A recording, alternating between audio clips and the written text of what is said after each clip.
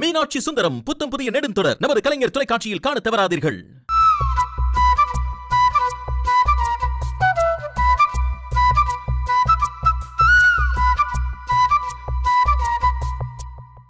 இவ்ளோ நாளா நல்லா இருந்தவனுக்கு இப்ப புதுசா ஆபத்து வருதுன்னா அவன் நேரம் ரொம்ப மோசமா இருக்குன்னு தோணுது. நேரம்லாம் மோசமா இல்லக்கா, கூட இருக்கிற ஆள் அப்படி. இப்ப நீங்க என்ன சொல்ல வரீங்க? எதுவும் இல்ல பவி, ஜஸ்ட் கொஞ்சம் ஜாக்கிரதையா இருங்கன்னு சொல்றோம். அர்ஜுனுக்கு உனக்கும் கல்யாணம் எல்லாம் பண்ணி வைக்கணும்னு உன் பாட்டி கனவு கண்டுட்டு இருக்காங்க. அந்த கனவு யாரையும் காவு வாங்கிடக்கூடாதுல்ல.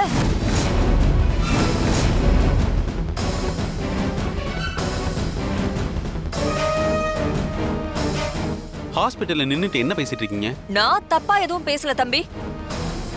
நம்ம வீட்டு ஆளுங்களை நாம தானே காப்பாத்தி வைக்கணும், அதுல ஒண்ணும் தப்பு இல்லையே. அர்ஜுனுக்கு வர ஆபத்தெல்லாம் யதார்த்தமா வருதா இல்ல வேற யாரோ ஒருத்தரால வருதான்னு தெரிஞ்சுக்கிட்டாதான் வரப்போற ஆபத்துல இருந்து அவனை காப்பாத்த முடியும்.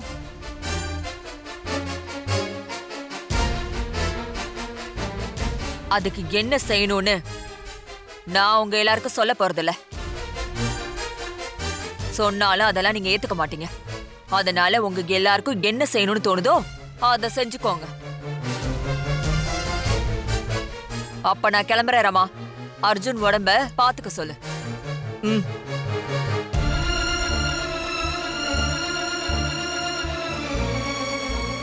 விடுங்க பாட்டி, அவங்க ஒரு ஆளுன்னு அவங்க பேசுறத பத்தியெல்லாம் நம்ம யோசிக்க தேவையில்ல. விடுங்க. என்னக்கா, பபியால தான் அர்ஜுனுக்கு பிரச்சனைன்னு ஸ்ட்ரெயிட்டா சொல்ல வேண்டியது தானே? அததானே மஞ்சு சுத்தி வளைச்சு சொல்லிட்டு வந்திருக்கேன். பவித்ரான்னு நான் சொல்லி இவங்கள அவளுக்கு எதிரா திருப்புறதுக்கு பதிலா சொல்லாமலே திருப்புறதுதான் புத்திசாலித்தனம். நீ வேணா பாரு, நாம எதிர்பார்த்தபடி இந்த பிரச்சனை அவ பக்கம் திரும்பும்.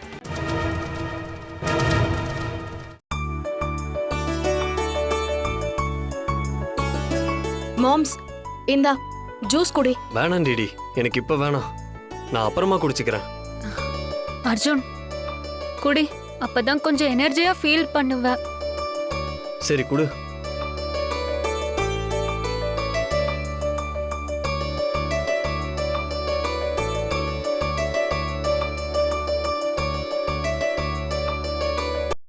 டிடி, இப்ப கொடுத்தது நீ கொடுத்த ஜூஸ் இல்ல, பவி கொடுத்த ஜூஸ். ஏய், கொஞ்ச நேரம் வாய மூடிட்டு சும்மா இருடா குரங்கு. இப்ப பரவாயில்லையா அர்ஜுன்? ஓகே தான் பாட்டி, கொஞ்ச நேரம் படுத்து தூங்குனா சரியாயிடும். சரி, நீ நல்லா ரெஸ்ட் எடு. ஆபீஸ்க்கெல்லாம் போக வேண்டாம். ஐயோ, அது முடியாதே. ஏன்? என்ன ஆனாலும் ஆபீஸ்க்கு லீவ் போடக்கூடாதுன்னு பவித்ரா மேடம் சொல்லியிருக்காங்க. அப்புறம் எப்படி நான் லீவ் போட முடியும்? தாவியாவது போய் வேலையை பாக்குறேன். ரொம்ப பண்ணாத அர்ஜுன். லீவு போட்டுட்டு வெளியே ஊருதான் சுத்தக்கூடாதுன்னு சொன்னேன். வீட்டுல ரெஸ்ட் எடுக்கலாம். பாட்டி சொல்ற மாதிரி நீ வீட்லயே இரு. நாங்க தான் இருக்கோம்ல, நாங்களே பாத்துக்கிறோம். நீ இருக்கிறது தானே இங்க பிரச்சனையே.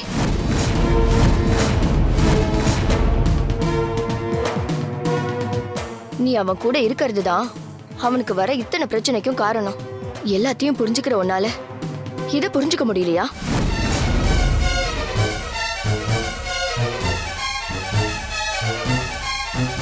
இப்ப எதுக்கு பவித்ராவை திட்டுறீங்க? ஏண்டா, இவ கூட கோயிலுக்கு போனப்பதானே இன்னைக்கு உனக்கு ஆக்சிடென்ட் ஆயிருக்கு. ஏன் சரிதா, கூட போனதுனால இதுக்கெல்லாம் பவிதான் காரணமா? இதுவே ஐயோ அத்தை இருங்க, நீங்க என்ன கேப்பீங்கன்னு எனக்கு தெரியும். இதுவே உங்க கூட போய் இப்படி ஆயிருந்தா நீங்க தான் காரணம்னு சொல்ல முடியுமான்னு கேட்க போறீங்க, அதானே? கண்டிப்பா சொல்ல மாட்டேன். ஏதோ ஒரு தடவை தப்பு நடந்திருந்தா அது யதார்த்தமா நடந்ததுன்னு எடுத்துக்கலாம். ஆனா சொல்லி வச்ச மாதிரி இவ கூட இருக்கும் போதெல்லாம் என் புள்ளைக்கு ஆபத்து வந்துகிட்டே இருக்கு. ஆமாமா, அன்னைக்கே பவிய பார்க்க போறப்பதான் அண்ணாவை கடத்துனாங்க. ஏன் கோயில்ல கூட இவ கூட இருக்கும்போது தானே அர்ஜுனை வெட்ட வந்தாங்க. அண்ணி சொல்றதுலயும் ஒரு அர்த்தம் இருக்குல்ல. நீங்க சொல்ற மாதிரியே பவிதா எல்லாத்துக்கும் காரணம். இப்போ அதுக்கு என்ன பண்ணலாம்னு சொல்றீங்க? என்னத்த இவ்ளோ அசால்ட்டா பேசுறீங்க? இவளால இவனுக்கு பிரச்சனைன்னு தெரிஞ்சும் எப்படி இவங்களுக்கு கல்யாணம் பண்ணி வைக்க முடியும்? அதான பார்த்தேன். நீங்க அங்க சுத்தி இங்க சுத்தி இதுக்கு தான் வருவீங்கன்னு.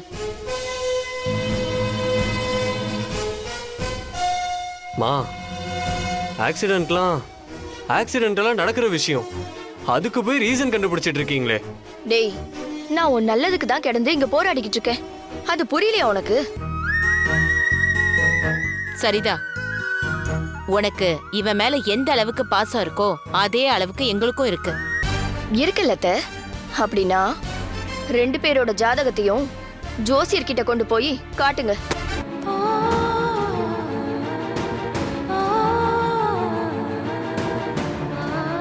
ஏன்த கோவில்ல இதை சொல்லும்போது சரின்னு தானே சொன்னீங்க?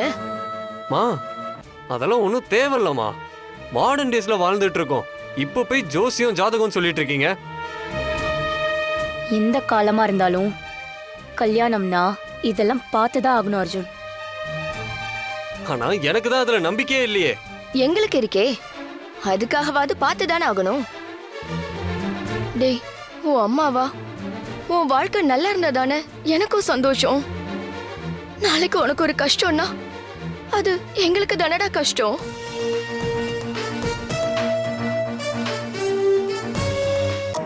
ரைட்.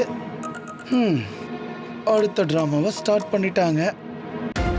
ஜாதகம் பார்த்து அதுல பொருத்தம் நல்லா இருக்குன்னு சொன்னா உங்களை யாருடா கேட்க போறா? நீ விருப்பப்பட்டபடிதானே எல்லாமே நடக்க போகுது. புள்ள நல்லா இருக்கணும்னு ஒரு அம்மா தவிக்கிறாளே, அது ஏன் உங்க யாருக்குமே புரிய மாட்டேங்குது. மா, இப்ப எதுக்குமா அழுதுட்டு இருக்கீங்க? இங்க பாருங்கம்மா. சரிதா, சரிதா, இப்ப என்ன? உனக்கு இவங்க 2 பேரோட ஜாதகத்தை வச்சு பொருத்தம் பார்க்கணும், அவ்வளவுதானே? சரி, பாத்திரலாம்.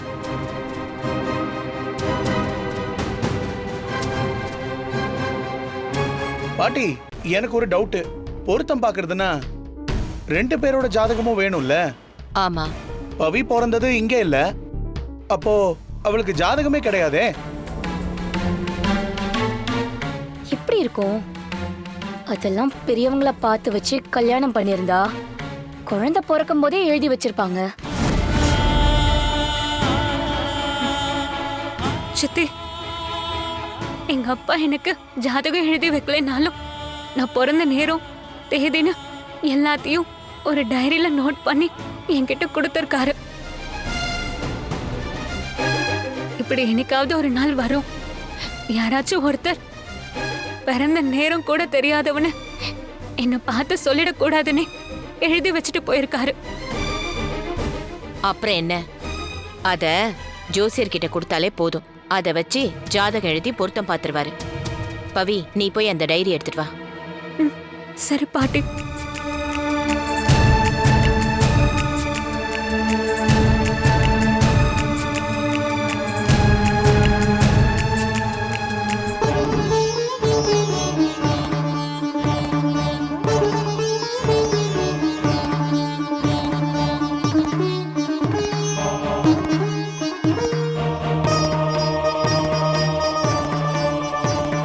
சரி கிருஷ்ணா, மா, நம்ம ஜோசியருக்கு ஃபோன் போட்டு அப்பாயின்மெண்ட் வாங்கிடு. நீ, நான், சரிதா, ஜோதி 4 பேரும் போயிட்டு வந்துருவோம். சரிம்மா.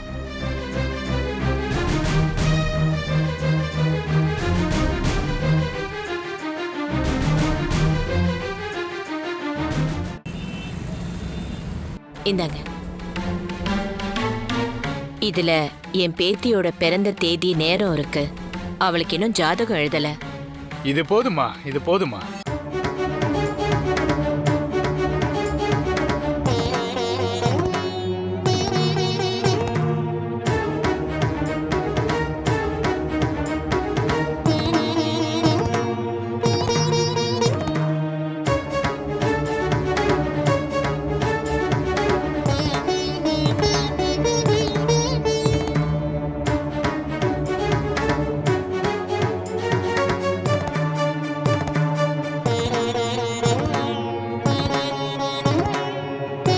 பையனுடைய ஜாதகம்? இந்தாங்க.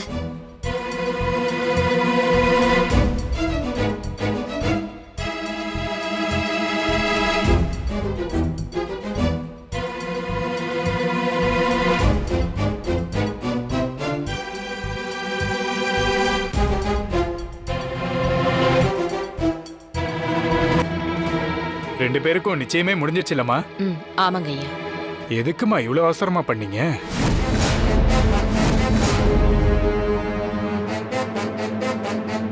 பொதுவா சம்பந்தம் பேசினதும் ஜாதகம் பார்ப்பாங்க. அதுல பொருந்தி வந்தாதான் நிச்சயம் கல்யாணம்னு அப்புறம் தான் அடுத்ததுக்கே போவாங்க. இல்லைங்க ஐயா, பையனும் பொண்ணும் ஏற்கனவே ஒருத்தர் விரும்புறாங்க. அதனால தான். புரியுதுமா. ஆனா ஒருத்தருக்கு மனம் பொருந்து இருந்தாலும் ஜாதகம் பொருந்தலையேம்மா.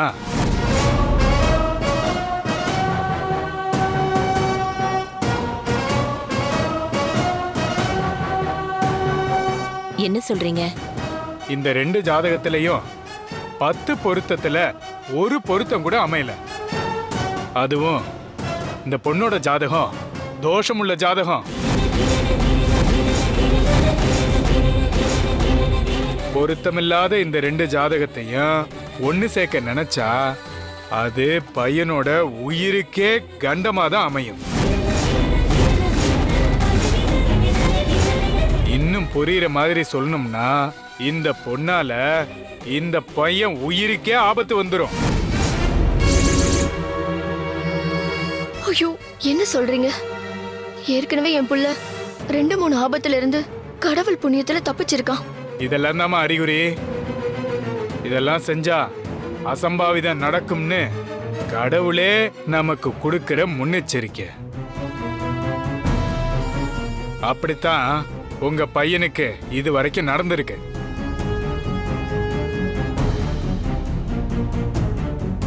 எனக்கு தெரிஞ்சு சேராத இந்த ஜாதகத்தை ஒன்னு சேர்க்காம இருக்கிறது தான் நல்லது. ஏன் சாமி, நாங்க நிச்சயம்லாம் பண்ணிட்டோமே. நிச்சயம் தானமா பண்ணிருக்கீங்க, கல்யாணம் ஒன்றும் பண்ணலையே. அப்புறம் என்ன? இந்த காலத்து பசங்க சீக்கிரமே ஒருத்தர் மேல ஒருத்தர் ஆசை வச்சிடுறாங்க. ஆனா ஆசைங்கிறது வேற, இறைவனோட அமைப்புங்கிறது வேற. அது எப்படி நடக்கணுமோ அப்படிதான் நடக்கும்.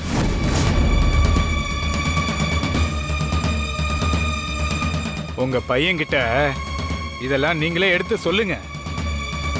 மாறா அவரோட பிடிவாதத்துக்காக கல்யாணம் பண்ணி வச்சீங்கன்னா பாதிக்கப்பட போறது நீங்க தான். இனி உங்க விருப்பம்.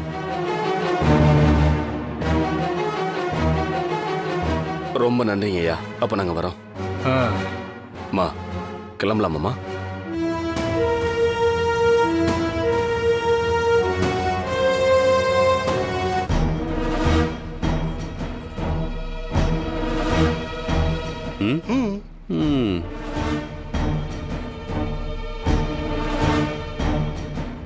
டிடிமா, இப்ப என்ன நடந்துருச்சுன்னு குட்டி போட்ட பூனை மாதிரி இங்கேயும் அங்கேயும் நடந்துட்டு இருக்க?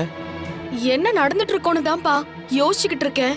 ஓ, அர்ஜுன் பவி ஜாதகத்தை பாக்குறதுக்காக எடுத்துட்டு போயிருக்காங்க. அத பார்த்துட்டு ஜோசியர் என்ன சொல்லிருப்பாரு? வேற என்ன, 2 ஜாதகமும் சூப்பர்னு சொல்லி கல்யாண தேதியை குறிச்சு தந்திருப்பாரு. டேய் சும்மா இருடா. ஏய், நீ ரொம்ப என்ன டென்ஷன் பண்ற. அவன் கிடக்குறான் டிடி, நீ பாசிட்டிவாவே திங்க் பண்ணு. எப்படியும் அவங்க ஜாதகம் பொருந்தலன்னு தான் சொல்லிருப்பாங்க. அடடா, இதுதான் பாசிட்டிவ் திங்கிங் அம்மா. ஆமா மாமா, உங்க அம்மா மாதிரியே இருக்க. பவி, பவி இங்க வாயேன். என்ன அர்ஜுன்?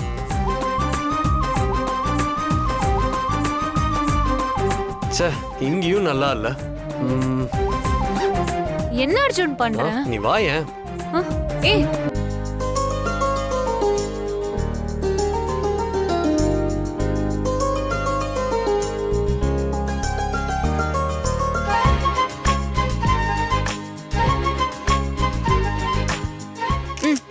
போதுமா? எடுத்தாச்சா? பக்காவா எடுத்தாச்சு. சரி இப்ப எதுக்கு இந்த போட்டோலாம்? அது என் ஃப்ரெண்ட்ஸ் எல்லாரும் நம்ம 2 பேரும் சேர்ந்து இருக்கிற போட்டோ கேட்டாங்க. அதான். எப்படியும் இன்னும் கொஞ்ச நாள்ல மேரேஜ் டேட்டும் வந்துடும். அவனுங்கிட்டயும் சொல்லி வைக்கணும்ல. அண்ணா ரொம்ப அவசரப்படாத. ஜோசியரை பார்க்க போனவங்க முதல்ல வரட்டும். ஏன் அவங்க வந்து என்ன ஆக போகுது?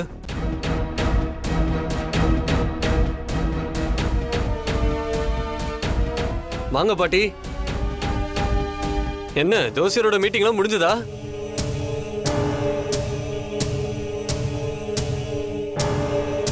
என்னாச்சுமா? இவங்க 2 பேருக்கும் கல்யாணமே பண்ணி வைக்க கூடாதுன்னு சொல்லிருக்காங்க.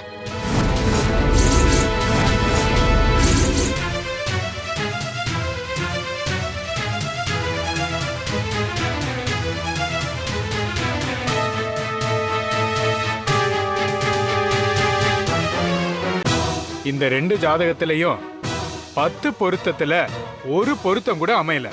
அதுவும் இந்த பொண்ணோட ஜாதகம் தோஷமுள்ள ஜாதகம். பொருத்தமில்லாத இந்த 2 ஜாதகத்தையும் ஒன்னு சேர்க்க நினைச்சா அது பையனோட உயிருக்கே கண்டமா தான் அமையும். இன்னும் புரியுற மாதிரி சொல்லணும்னா இந்த பொண்ணால இந்த பையன் உயிருக்கே ஆபத்து வந்துடும்.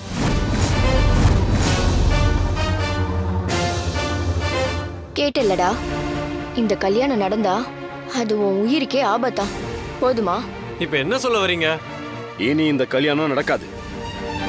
என்னப்பா விளையாடுறீங்களா? டேய், நீ தாண்டா விளையாடிட்டு இருக்க. இது வாழ்க்கை விஷயம். எப்படி இதுல எல்லாம் ரிஸ்க் எடுக்க முடியும்? எதை வச்சு ரிஸ்க்னு சொல்றீங்க?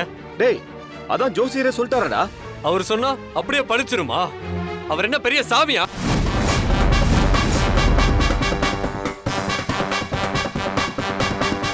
அடுத்த நிமிஷம் யார் வாழ்க்கை எப்படி இருக்கும்னு யாருக்குமே தெரியாது. அதுதான் லைஃபோட கிக்கே.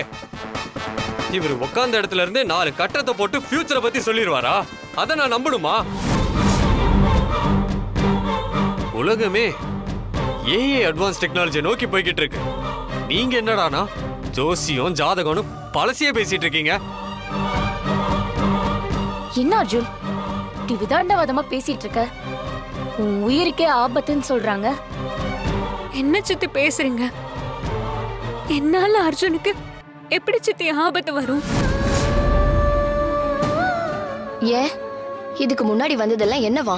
சத்தியமா அதெல்லாம் யதார்த்தமா நடந்த ஒரு விஷயம்தான். என்னால இல்ல அத்தை. பாட்டி, நீங்க ஏன் பாட்டி எதுவுமே பேச மாட்டீங்க? எப்படி பேசுவாங்க? ஜோசியர் ஒன்னும் இன்னைக்கு நேத்து நமக்கு பலன் பார்க்கிறவர் இல்ல. ஆண்டாண்டு காலமா நம்ம குடும்பத்துக்கு பலன் பார்க்கிறவரு. அப்படிப்பட்டவரு இந்த ஜாதகத்துல ஒரு ஆபத்து இருக்குன்னு சொல்லும்போது அம்மா என்ன பேசுவாங்க? பாட்டி, கண்டிப்பா அவர் சொல்ற மாதிரி எல்லாம் நடக்கிறதுக்கு வாய்ப்பே இல்ல பாட்டி. கோவில்ல வைதேகி அம்மா என்ன சொன்னாங்க? நானும் அர்ஜுனும் ஒன்னு சேரணுங்கிறது தான் கடவுளோட கணக்குன்னு சொன்னாங்கல்ல.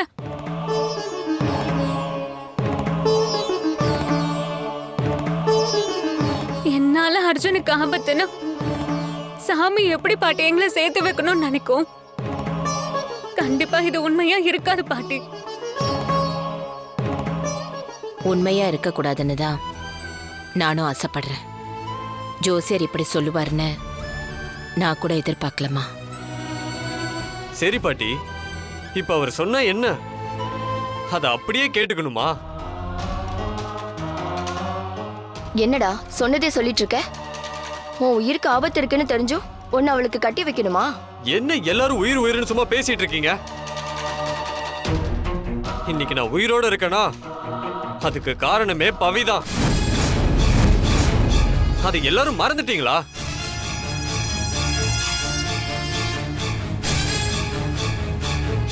அன்னைக்கு அவன் நெருப்பை தாண்டி வந்து என்னை காப்பாத்தலனா இன்னைக்கு நான் உங்க முன்னாடியே நின்றுக்க முடியாது. இவளால எனக்கு ஆபத்து வரும்னு சொன்ன உங்க ஜோசியர் அந்த ஆபத்துல இருந்து என்னை காப்பாத்த போறதும் இவதான்னு சொல்லலையா?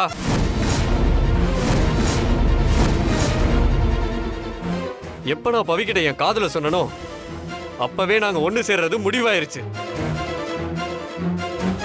கோவில்ல தட்டு மாத்தினப்போ அது இன்னும் ஸ்ட்ராங் ஆயிருச்சு. இனிமே யார் என்ன சொன்னாலும் அத பத்தி எனக்கு கவலையே இல்ல. பவிய தவிர வேற யாரு கழுத்துலயும் நான் தாலி கட்ட மாட்டேன்.